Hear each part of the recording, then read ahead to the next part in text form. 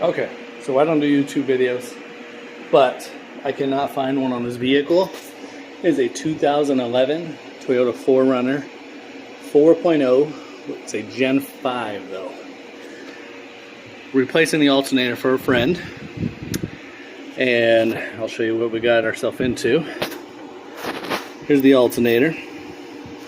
Obviously first you have to remove the battery, you have to remove all the bolts around it.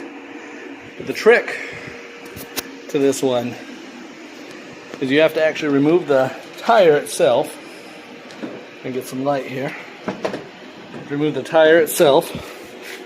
Then you have to come in on the right side of the strut here. It's the only way to get in there.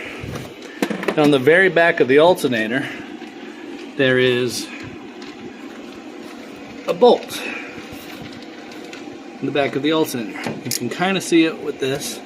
Obviously, it's going to be very hard to get a clear angle there. Let's see. There we go. So on the very back, there's a brace. Now that brace is held on by a bolt. It is a 12 millimeter. It is a 12 millimeter bolt, but you have to have a swivel on your ratchet. Without a swivel, it's impossible to get. You can see there on the back, you have a bolt that's actually braced to the alternator itself. I don't know why Toyota felt it was necessary to brace the back of the alternator, but that's the only way to take it off. I'll continue this video by putting it a little bit back together, but I would highly recommend taking off the tire and going in on the back side. It's the only way you'll be able to access that bolt that you need to access. Now loosening that second bolt that you can see that the brace is attached to is usually a little bit more beneficial, but again, not absolutely necessary. Alright, I'll be back. Alright, so I got the bolt out. Kind of hard to see. Obviously I can't get back in there too far. Got the bolt out of the back of the bracket. Again, it is a 12 millimeter.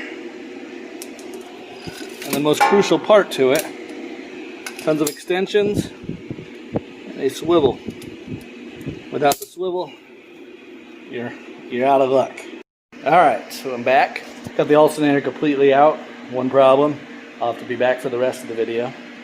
But they decided to sell me the wrong one. Good old AutoZone, right? So let's see. I'll show you the bracket that I was talking about real quick since we're here. Try and get a better light on it. So you see right there, you can actually see the bracket itself. Let me grab a stick so you guys can get a better angle on it. So this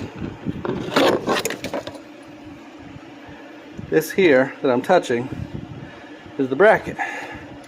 It goes to the back of the alternator, and we go from there. After this, I'll show you guys how to put the belt back on. Obviously, just the biggest thing to remember on a belt is groovy groovy, smoothy smoothie. Smooth goes on the smooth, groove goes on the groove. Easiest way to remember a belt. But I'll be back when I get this replaced from AutoZone. Alright. There's that bracket. Better view of it, better angle.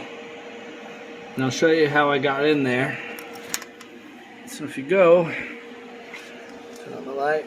Sorry again, told you it's my first time doing YouTube. So you gotta take off the tire obviously. And then you go in.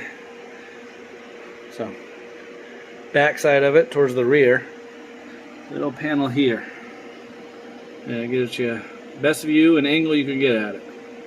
You cannot get it from the top, I guarantee it.